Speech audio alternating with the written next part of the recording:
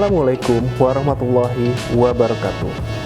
Halo Bapak Ibu guru hebat dimanapun kalian berada. Perkenalkan, saya Febri Antono, SPD, mahasiswa PPG dalam jabatan kategori 2 tahun 2022 FKIP Universitas Pasundan. Pada saat ini, saya sedang bertugas di SMA Islam PB Sudirman 2, Bekasi. Pada kesempatan kali ini, saya akan menampilkan hasil best practice dengan menggunakan metode STAR, di mana terdapat situasi, tantangan, aksi, refleksi hasil, dan dampak. Selamat menyaksikan.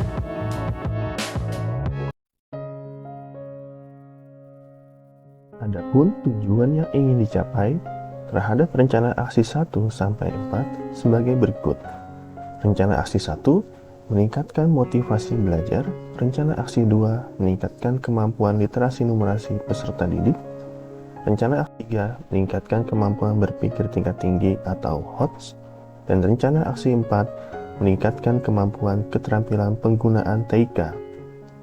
Dari 3 rencana aksi, saya menggunakan model PBL dan 1 rencana aksi menggunakan model PJBL yang disesuaikan dengan materi ajar yang dilaksanakan.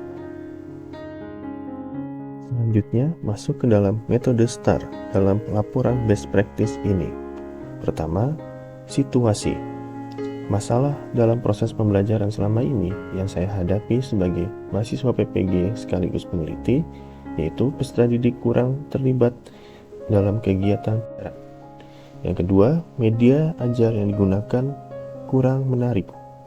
Yang ketiga, kurang melaksanakan kegiatan sesuai dengan LKPD. Dan yang keempat, meskipun sudah menggunakan LMS dalam pembelajaran, namun pemanfaatan TPACK masih kurang maksimal. Yang kelima, peserta didik lebih banyak mendengar penjelasan guru atau teacher center. Yang keenam, proses pembelajaran masih berfokus pada penguasaan C1, C2, dan C3, sehingga kegiatan pembelajaran belum mengarah ke dalam kegiatan berpikir tingkat tinggi atau HOTS.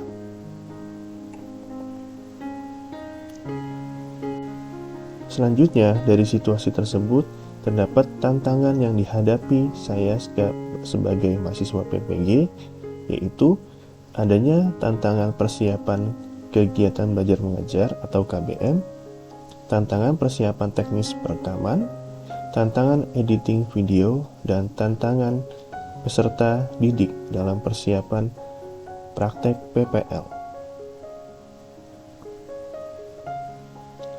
Tantangan yang pertama yaitu persiapan KBM. Perlu adanya penyesuaian jam mengajar dan jadwal PPL yang dilaksanakan, karena kegiatan PPL dilaksanakan pada jam reguler KBM di sekolah. Yang kedua, menggali kreativitas penggunaan teknologi TPACK dalam kegiatan PPL ke-1 hingga ke-2.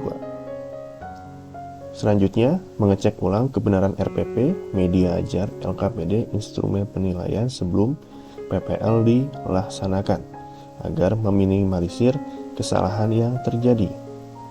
Selanjutnya, mencari ruang kelas yang mendukung kegiatan PPL, baik dari segi fasilitas dan alat-alat pendukungnya. Yang terakhir, mencari dan menyesuaikan model ice breaking yang tepat untuk peserta didik tingkat SMA, agar meningkatkan kualitas pembelajaran dan menarik bagi peserta didik. Selanjutnya, tantangan yang kedua yaitu persiapan teknis perekaman. Yang pertama, memastikan memory card kamera dapat merekam dengan kondisi baik selama 1,5 jam, dikarenakan perlu adanya perekaman 90 menit atau video panjang. Yang kedua, mencari penempatan kamera yang disesuaikan dengan kebutuhan di dalam ruang kelas PPL. Yang ketiga, menegosiasi dengan wakil sarana dan prasarana terkait kekurangan fasilitas pada ruang kelas yang akan digunakan, seperti lampu yang redup dan jaringan WiFi internet. Yang keempat, dosen pembimbing dan guru pamong memberikan tantangan agar PPL kedua hingga keempat untuk merekam tanpa bantuan teman sejawat. Itulah tantangan kedua terhadap persiapan teknis perekaman. Selanjutnya, tantangan yang ketiga yaitu editing video PPL. Terdapat tantangan tersebut karena video 90 menit akan dikompres menjadi 15 menit, sehingga membutuhkan editing video yang cukup baik agar menghasilkan video PPL 15 menit yang bagus. Yang pertama, adanya keterbatasan waktu dalam kegiatan editing video. Yang kedua, menyesuaikan waktu yang proporsional, sehingga kegiatan pendahuluan, kegiatan inti, dan kegiatan penutup dalam video 15 menit dapat bagus. Yang ketiga, adanya kendala kemampuan laptop dalam editing video pembelajaran. Alhamdulillah, kegiatan editing saya menggunakan aplikasi CapCut dalam kegiatan PPL ke-2 hingga ke-4. Namun, untuk kegiatan PPL ke-1 saya masih menggunakan Adobe Premiere. Sehingga menurut saya sebagai mahasiswa PPG sekaligus guru, lebih dimudahkan kegiatan editing video menggunakan aplikasi CapCut yang ada di device laptop maupun PC. Semoga ini menjadi inspirasi bagi Bapak Ibu guru di sana untuk melakukan editing video-video pembelajaran. Selanjutnya, tantangan keempat yaitu dari peserta didik. Selama kegiatan PPL maupun saat persiapan, peserta didik merasa canggung karena belum terbiasa melakukan KBM. Terdapat kamera di beberapa area dalam kelas. Selanjutnya, peserta didik belum percaya diri saat melakukan presentasi dikarenakan terdapat kamera perekaman yang biasanya siswa tersebut atau peserta didik tersebut pede atau percaya diri, namun ketika ada kamera mereka kurang nyaman, sehingga perlu ada pembiasaan di PPL ke-1. Namun untuk PPL ke-2 hingga ke-4, lama-kelamaan peserta didik sudah terbiasa dengan adanya perlengkapan kamera di dalam kelas. Demikianlah tantangan yang ada. Selanjutnya kita lanjut ke aksi atau kegiatan yang telah dilakukan. Dari seluruh kegiatan PPL ke-1 atau rencana aksi 1 hingga ke-4, saya merangkum dalam slide ini, yaitu hal yang sama menyusun perangkat pembelajaran yang terdiri dari RPP, LKPD, modul ajar, instrumen penilaian, dan media pembelajaran. Selanjutnya, menentukan model pembelajaran PBL dan PJBL, di mana model PBL saya gunakan di rencana aksi 1 hingga rencana aksi 3, sedangkan PJBL saya gunakan di rencana aksi keempat yang disesuaikan dengan materi pembelajaran.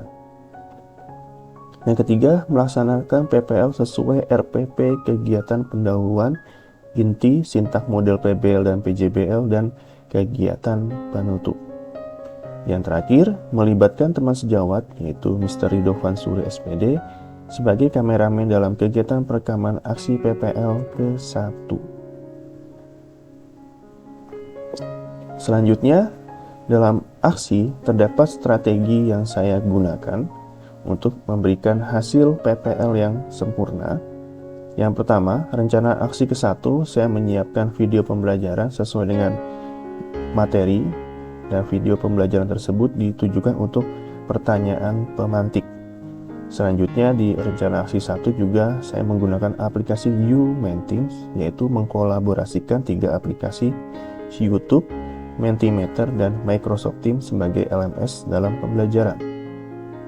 Selanjutnya, rencana aksi kedua, saya masih menggunakan LMS yang sama, Microsoft Teams, dan menggunakan aplikasi Mentimeter, dan mulai dari rencana aksi 2, saya sudah mulai membuat produk karya LKPD. Dalam mata pelajaran ekonomi, saya memberikan tantangan kepada peserta didik untuk menghasilkan LKPD yang berdiferensiasi sesuai dengan minat dan bakat peserta didik. Ada yang membuat poster, ada yang membuat artikel, dan ada yang membuat video pembelajaran atau short video. Bisa Bapak Ibu lihat di video PPL kedua saya. Selanjutnya, di rencana aksi ketiga, saya menggunakan aplikasi Google Lens dan Smartboard. Jadi mulai rencana aksi ketiga sampai keempat, saya sudah berpindah ruangan menggunakan ruangan yang terdapat fasilitas Smartboard. Dan yang kedua, di rencana aksi ketiga ini saya menggunakan aplikasi Google Lens, di mana dengan Google Lens salah satu fungsinya siswa dapat melakukan translate dari bahasa asing ke bahasa Indonesia. Selain itu, fungsi Google Lens dapat mencari artikel ataupun mencari hal yang diinginkan oleh peserta didik melalui kamera HP ataupun smartphone-nya masing-masing.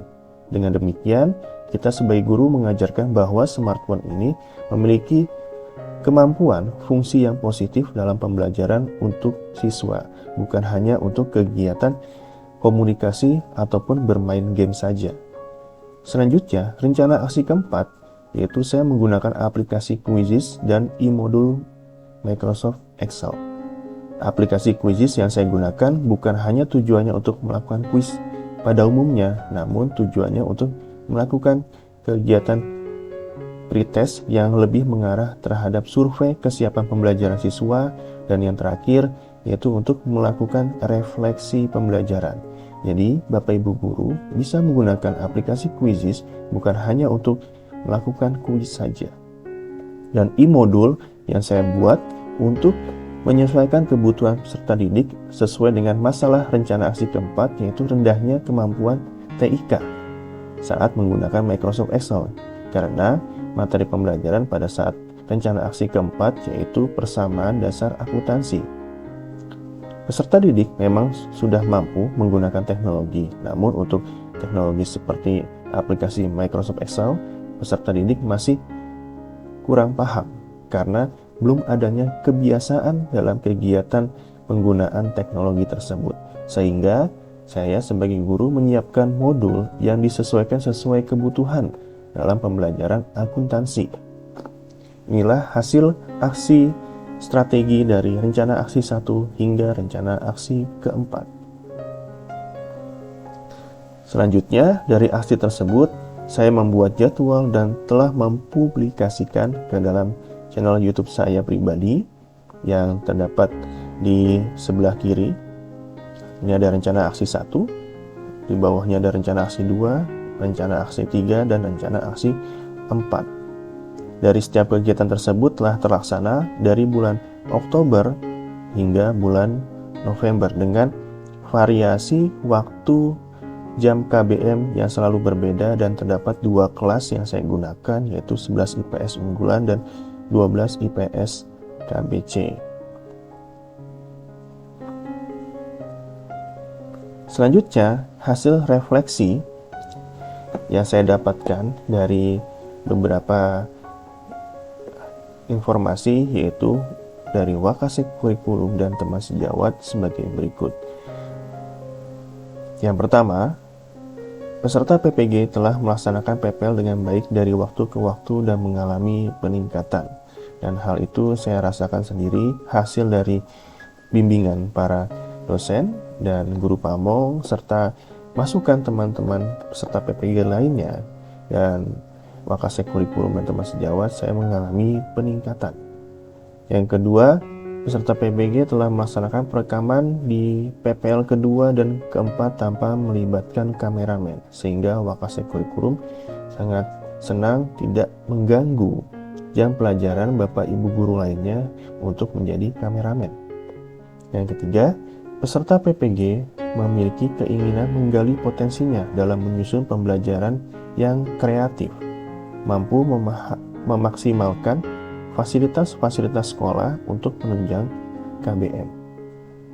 Adapun hasil dari observer teman sejawat, yang pertama, kegiatan pembelajaran berupa ice breaking dan hasil karya menjadi referensi ide bagi teman-teman guru di sekolah, khususnya untuk persiapan supervisi di semester 2. Dan yang kedua, peserta PPG telah berhasil mengupload atau mempublikasikan video pembelajaran rencana 1 hingga rencana 4 pada channel YouTube Jusjus TVA.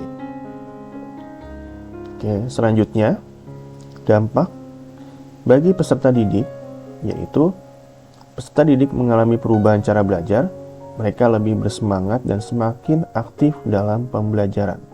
Dan bahkan peserta didik mengajak saya sebagai guru ataupun peserta PPG, kapan Pak kegiatan perekaman lagi atau kapan kegiatan syuting pembelajaran kembali. Ya, selanjutnya peserta didik semakin terampil dalam diskusi dan presentasi dalam kelompok karena saya sudah mengarahkan kegiatan tersebut untuk menciptakan hasil karya yang berdiferensiasi berdasarkan minat dan bakat mereka masing-masing. Bahwa dalam pembelajaran ekonomi bisa dilakukan kegiatan pembelajaran berdiferensiasi dengan hasil yang berbeda-beda namun dengan materi pembelajaran yang tetap sama. Dampak bagi guru. Nah, setelah melaksanakan rencana aksi PPL ke-1 hingga ke-4, saya sebagai guru sekaligus peserta PPG merasakan adanya perubahan. Yang pertama, kualitas RPP dan perangkatnya semakin baik. Penerapan TPACK dalam pembelajaran yang semakin meningkat baik dari sisi guru maupun peserta didik. Yang ketiga, adanya penggunaan ice breaking di saat peserta didik mulai jenuh dalam kegiatan inti pembelajaran. Yang keempat, bertambahnya kemampuan menciptakan pertanyaan-pertanyaan pemantik. Karena pertanyaan-pertanyaan pemantik tersebut harus di-create oleh guru masing-masing mata pelajaran yang disesuaikan dengan materi pembelajaran. Sehingga menggugah peserta didik mengapa penting melakukan atau melaksanakan pembelajaran materi yang sedang diajarkan. Selanjutnya, hasil dari best practice ini perlu adanya pendampingan dan perbaikan. Salah satunya, beberapa presentasi peserta didik masih kurang percaya diri. Maka saya sebagai guru harus memotivasi kembali peserta didik agar lebih percaya diri tampil di depan kelas. Yang kedua, menyusun LKPD yang variatif agar setiap kelompok memiliki permasalahan yang berbeda. Jadi saya sebagai guru ditantang untuk membuat LKPD yang bervariatif. Contohnya misalkan dalam satu pertemuan terdapat 4 kelompok, maka dengan materi yang sama namun memberikan 4 masalah yang berbeda. Yang ketiga, video pembuka agar ditampilkan profil sekolah dalam setiap pembelajaran.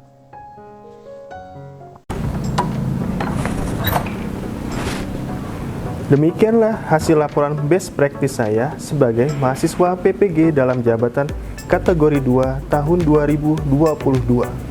Saya mengucapkan terima kasih yang sebanyak-banyaknya kepada seluruh stakeholder, baik dari Universitas Pasundan, kepada seluruh dosen, dan SMA Islam PB Sudirman II Bekasi yang telah mendukung saya dalam kegiatan PPG selama ini.